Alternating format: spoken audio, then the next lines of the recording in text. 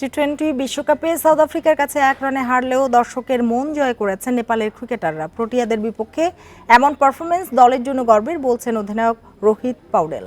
17 June এই নেপালের বিপক্ষে বাংলাদেশের পরের ম্যাচ।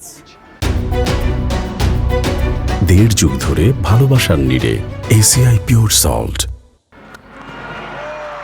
ক্ষণে ক্ষণে রং বদলানো সাউথ আফ্রিকা নেপাল ম্যাচে নাটকীয় শেষ ওভার। 115 টার্গেটে দরকার 8 রান।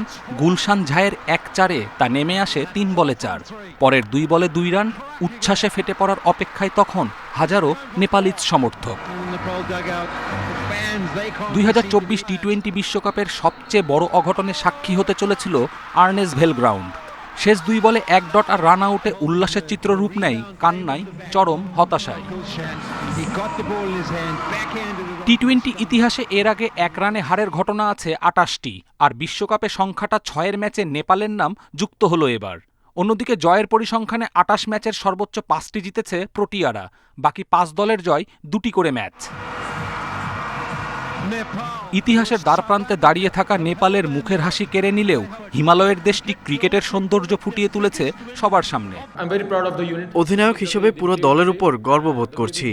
আমরা সত্যিই ভালো ক্রিকেট খেলেছি। ম্যাচ জয়ের অনেক কাছাকাছি গিয়েও হেরে যাওয়ায় খুব খারাপ লাগছে। দর্শকরা সবসময় সমর্থন দিয়ে এসেছে, তাদের প্রতি আমরা কৃতজ্ঞ। পুরো ম্যাচেই শক্তিশালী প্রোটিয়াদের চোখে চোখ রাঙিয়ে খেলেছে নেপাল। প্রথমে ব্যাটিংয়ে পাঠিয়ে 115-তে আটকে ফেলায় দুর্দান্ত স্পেল দীপেন্দ্র সিং কুশল ভুট্টেলের। আবার ব্যাটিংয়েও প্রায় পুরোটা জয়ের কক্ষপথেই ছিল নেপাল। হারের কারণে শেষ পর্যন্ত শুধুই অনভিজ্ঞতা।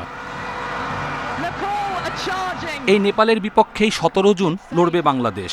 মাঠে নামার আগে একটা সতর্কবার্তাই দিল নেপাল। কপিল পাল, ইন্ডিপেন্ডেন্ট নিউজ।